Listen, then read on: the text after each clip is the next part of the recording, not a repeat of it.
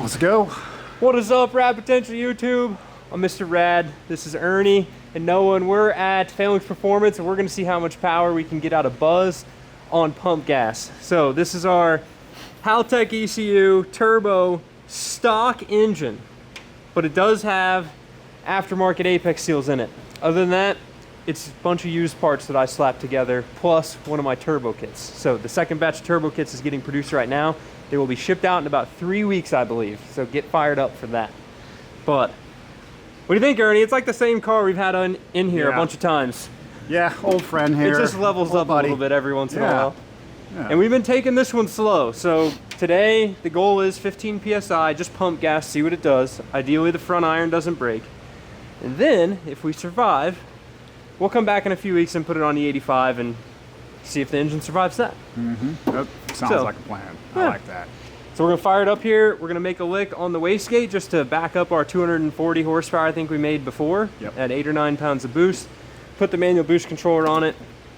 See what this thing does. I bet it'll do like, what your car did like 300 something. Yeah, so 300, 304. Okay. 12 PSI. Yeah. A little bit cooler weather out, but similar size turbo, I think, basically, and the turbo kit's basically the same. So I think we should break 300. I'd like to see it make 300, because then that's like healthy, and it kind of is though. I know you've had some engines with cracked the iron before, but it is kind of the limit of a stock like non-studded, non-solid doweled Renesis engine. Like it'll live there for a little bit. That's the limit, but keeping it slightly below that is probably where you want to live most of the time. But yeah. Yeah, and 8 PSI of boost at 250 horsepower, whatever it's making before we did the fuel system stuff. Trust me, this car is plenty fun. It is a ton of fun to drive for the like monetary investment that you have in it. You know, it makes cool noises. It's a blast with air conditioning. It's just a good car. Touch it, king. Yeah. The turbo blanket is a must because when Calvin drove it home from Deals Gap, it literally melted the side of the ECU box out. Like, I mean, it was like lava. That's a requirement. Then. Yeah. Well, hey, you know, we were testing to see how far we could go. We made it 3,000 miles before catastrophic melting happened. But I'd bet on the highway coming home from the Gap, that manifold is probably glowing. Yeah. You know? I mean, when you're running these cars lean for good fuel mileage, stuff gets hot fast. I am well aware of that. Also, the bigger injectors, I need to dial in my startup. The Prime Pulse, because it's got a bigger injector now, it doesn't just beep fire up anymore. I gotta get in there and do some sauce. Take some out, huh? Yeah, I think it's trying to flood itself. Oh yeah. Well, I'll give her a minute to warm up a little bit and set this up here. We normally just click the DSC off, right? Do I need to hold it down to turn trash control all the way off? Yeah, we normally, just push the button. The problem, what I found out is if you can do that, you just got to remember to do that every single time. Okay. Because if you don't, you mess up and you leave it on, and that freaks out the computer, and then you got to go into the Haltech and turn it off within the Haltech. Okay. If that makes any sense, but yeah. Or you can just go into Haltech right now and turn it off. Turn trash control off in the Haltech. The nice part is we got the old Wi-Fi hooked up here, so... Oh, just as you said that. Communication error. Are you serious? Do you need a cord? No, I think it'll come back. Okay. It's good. Okay. Man, it's so weird looking at a map that only goes to 20 PSI of boost. I've been looking at the one that goes to 36. I gotta scroll over. Okay. Okay, vehicle functions right, trash control. And take this, and I can just turn it off. Yep. There you go. Oh, and I got a communication error again. Does it just do that whenever you make a change? I don't know. Maybe that's it. It's thinking. I don't like it though. Me either, but if we don't do the Wi-Fi, I have to stand out there with the laptop because the cord isn't long enough for the RX8's lovely engine bay ECU location. Right. Get one of those extensions and USB into USB extension. Yeah. I have 21 DTCs, Ernie. Jeez. Injector output short circuit. Short circuits. What? Passed. Well, here's what we're gonna do. We're gonna erase them all. See what comes back.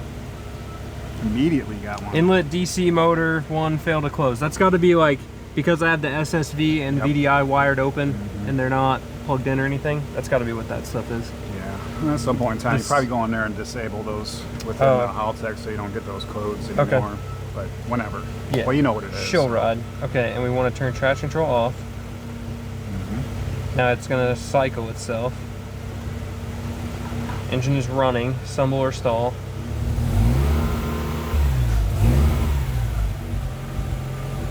Got to reconnect to the Wi-Fi because we just turned the Wi-Fi off.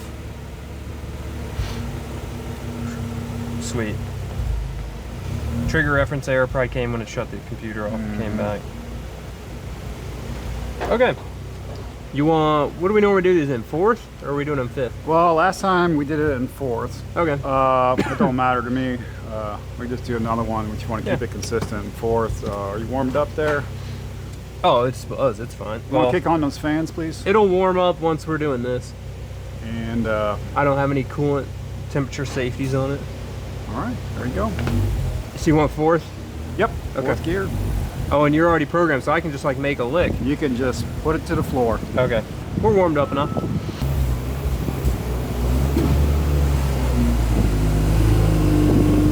I got her on the floor.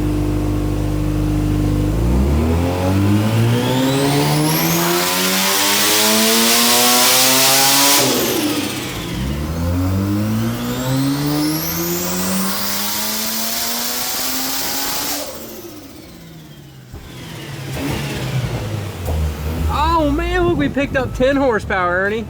There you go. 255 horsepower. Did you hook up the boost thingy on there so you logged the boost? Yeah, I did. Okay, sweet. 162 foot-pounds of torque. Dang. 255 at 81. Okay. So we're finally making more torque than we torqued the lug nuts to. Yeah. Wow, look, yeah. What'd the boost say? That's a huge difference right there. Yeah. Was the red number our last one? No. Well, just this one right now. The red, are you talking about the dotted red? I don't know, I'm just asking, I guess. Let me zoom in. So this is where we're at right now, the solid red. Okay, okay. The blue is whenever it... that was the hero pole. Oh, yeah. that was the 17 PSI pole? That was the 280. Yeah.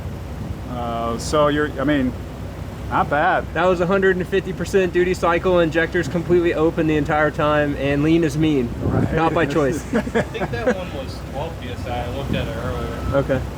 Yeah, 12.6 on that blue one where you made 280. That is 6.83 pounds of boost. That's it. That's all. Well, I mean, this gauge goes almost to 10 whenever I make rips. Oh, so it must be different from where we're hooked. Okay, never mind. Yeah. I mean, I'm reading from right where you're hooked, but the Defi gauge calibration to your, I mean, you know.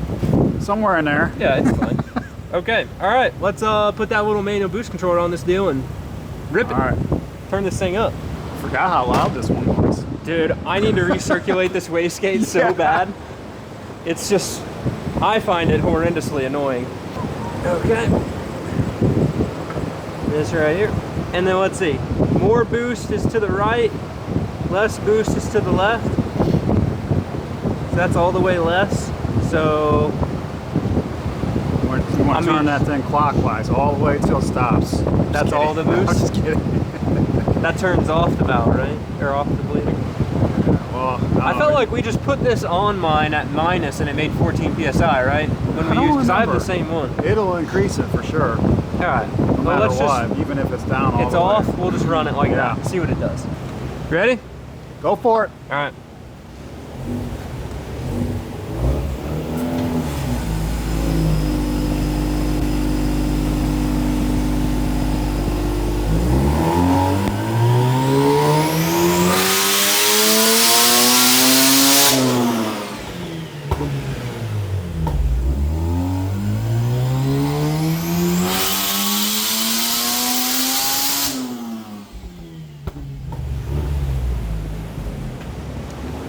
We picked up 10 horsepower. Definitely made more boost. What were you seeing boost-wise? I saw it hit 9 in here. Oh, there you go. You got, what, a couple PSI there? Yeah. That's a significant jump in power from the red to the green line, so. Yeah. 265, that's not bad. What'd your thing say for boost? 9. Okay, so it's close-ish. Yeah. I was watching the Haltech, not my gauge, so. That's like a solid green right there. Yeah. Looks like it's kind of tapering off up top. Okay. To about 7. So. All right. Well, you want to do the honors? Go put a couple turns in that thing? Heck yeah. Turn the boost back up, see what she does. How greedy are we going to get? One full turn. Got it. Okay, I don't normally operate with the tracer, Ernie. Is red bad? Red is lean. Okay, so I should put some fuel in it up here? Hover over that. Or maybe just click a box. Doesn't matter. Okay, so we're looking it's showing here. Average. So we need to fatten that up. Yeah. Okay. Or your target is 11.1 and you're at 12.6. Yeah. So I would just take it from there and go all the way up the map. There you go. So you know if it needs it there, it probably needs it. There you go. That's a good bit. Yeah. Now your power will probably go down now. That's all right. But that's fine. Yeah. Yeah, lean is mean, but a good engine is better than a broken one at this point. Okay. Because we added boost, so we can add fuel too. Yep. All right. You ready? Yeah, go ahead.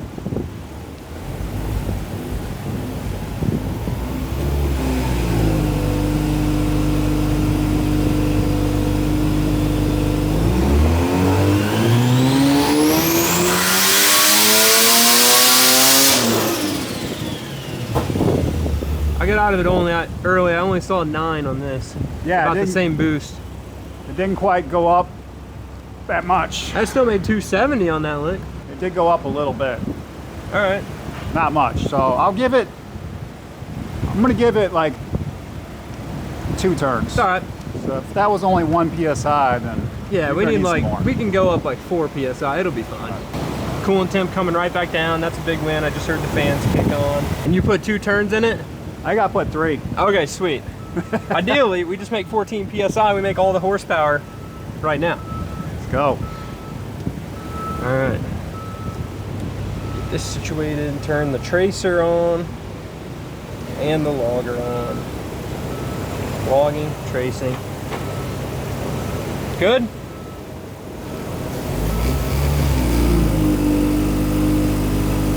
This number right here.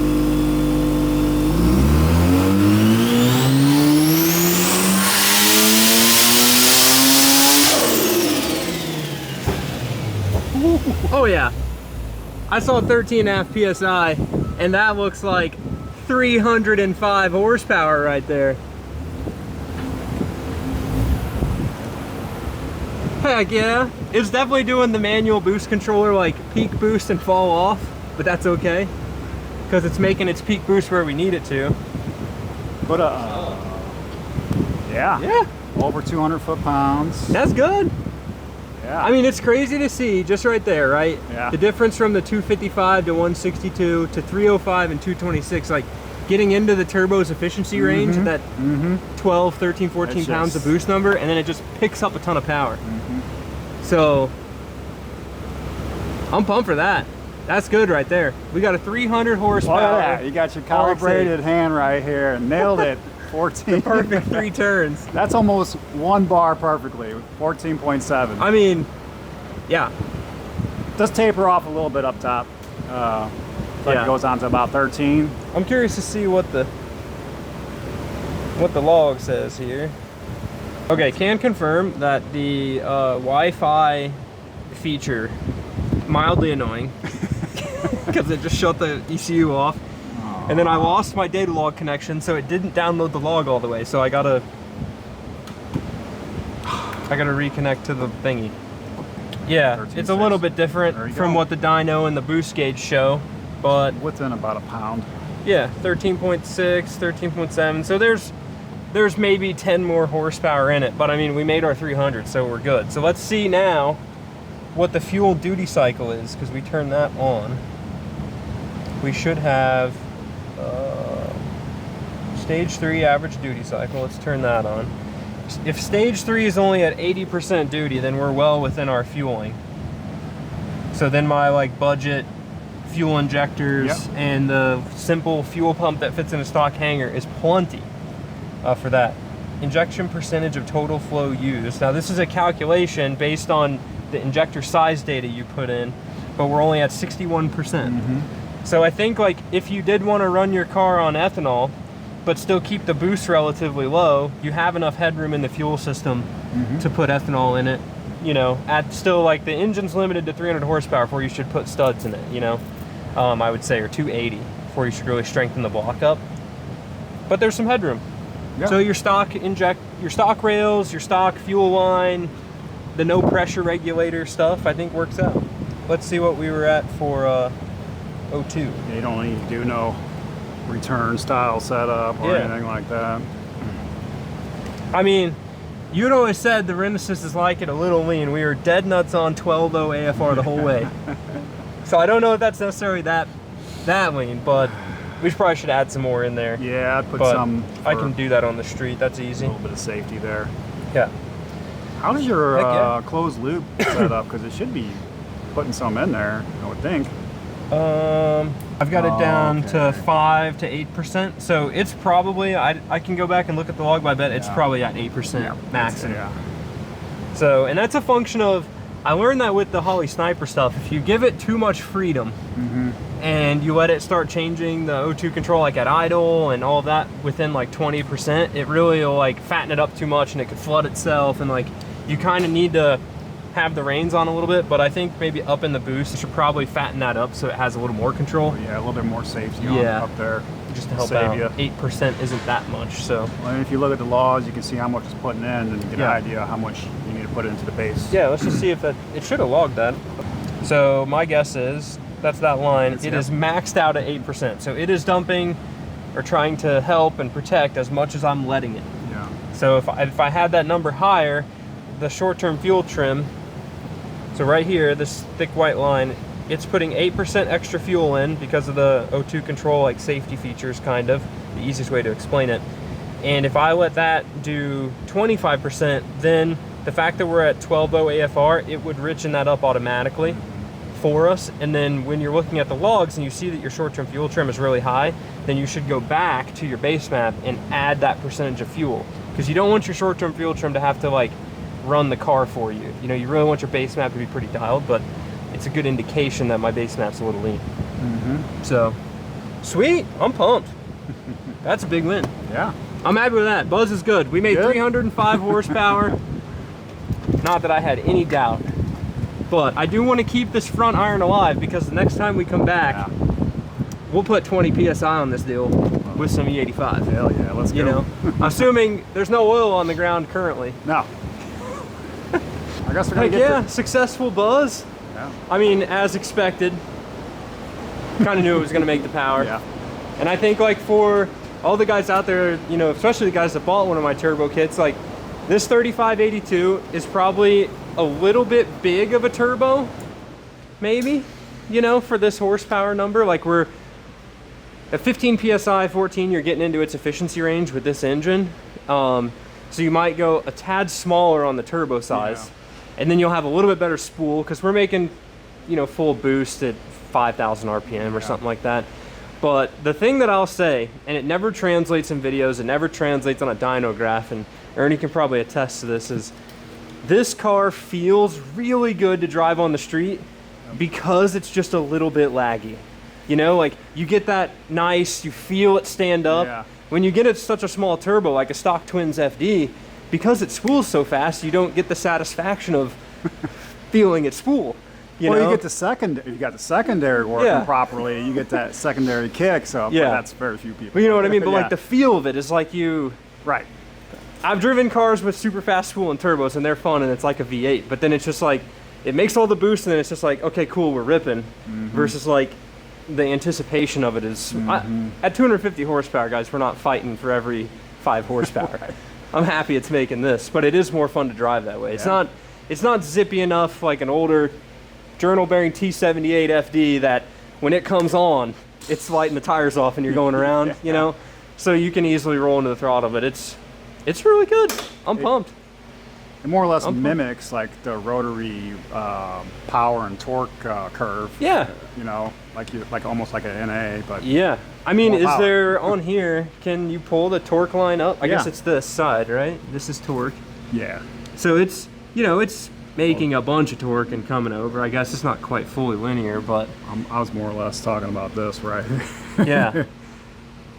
And then Where it's it holding builds pretty its well horsepower, there. and then, I mean, it's making 300 horsepower from just below 7,000, right? So right around there. 6,700 all the way to 8,300 Yeah. full on the pipes. Basically, they got another 2,000, 2,500 RPMs up top there to Yeah. keep on going. And So definitely, like, you know, if we had electronic boost control, Yeah. we could stand this up sooner, and, you know, all of the spool guys are gonna hate this because it's very laggy, and I Yeah. get it. But the fact of the matter is, it's still very fun to drive, and it still makes, you can see here, you know, it's starting to pick up its boost and make all of its power just over 5,000. So you have from 5,000 to 8,000, which is a 3,000 RPM power band. And keep in mind, a V8 only revs to 6,000. So like, it's still a pretty healthy. you got your You know. torque above 180 for a long time too. Yeah, Starting at around 5,500. Yeah. It's just all above 180. I mean, what's a stock Renesis make for torque? Like no turbo, 90? yeah, 100 between foot-pounds? 90 and 110 is what I usually see. So at 110 foot-pounds, which would be the peak torque of an NA engine, we're hitting that right at 5,000. Yeah. So we've brought the peak horsepower number, you know, 5,300. We've brought it down from 7,000 to 5,000 with the turbo. So the power under the curve is still huge compared to a stock one, Yeah, even though it's, you know, laggy by definition. Most of rotary owners making or it up. Renesis owners would love to get, I mean, just to get this amount of horsepower, let Yeah. alone torque. Yeah. And here you are, you got another 100 and something to play Yeah. with. So yeah, this is great. So Good I'm gonna numbers. take this thing off the dyno. We got another video to film, which is the green car. So Oh yeah, we're gonna put all the boost on the dome because we got race fuel, a built motor, and all of the fuel systems. So definitely subscribe, check out that video, which will come next or maybe before this one, I don't know. And also go check out Phoenix Performance. Give Yes. Ernie and Noah a huge, go check them out on Instagram, Facebook, the whole deal. And if you need work done, you know, I don't advertise myself doing work for tons of other people. These guys will work on lots of Yeah. cars. So, and they're good people. So, as you can tell, lots of cars here. So with that, thanks for watching. See y'all in the next one. E85, more boost. Keep it surviving. rad. Keep it rad. Live a life you don't need vacation from. We'll see y'all later. Always got to do the cars tour. Sick. Another first gen. Ernie's RX8 got rear-ended. Sad day. REW swapped first gen, which is sick. Oh, UC10. Some balling stuff around here. Dude, that first gen's gonna be balling. You got that Yes. UC10 in there? Yeah, That's gonna be we balling. just got that installed. We got the CAN keypad in there. Yeah. Check it out. We just literally just did it like yesterday. Nice. Well, it takes a second for that thing to come on, but It's still kind of like the IC7 where like you Yeah. could almost have the car started before the screen comes on. 8374 I mean, upgraded seals. I can tell you, my first gen with a little baby GT35 and a Turbo 2 motor is very, very scary at 20 Yeah. PSI on the 85. So an 8374, where this is going to make 500 horsepower, 450 easily, this is going to be a very, it's going to be a handful. Yeah, the everything from here back is going to be the limiting factor. Yeah. You know, with the drivetrain, but try to keep it around 350 to 400, somewhere in there. Yeah. So you can at least enjoy it. Oh yeah, just don't put a sticky tire on it, you won't break the diff. Yeah, well, it's got that. But it's road race. Road Yeah. race, no. Chill rip. Peace, guys.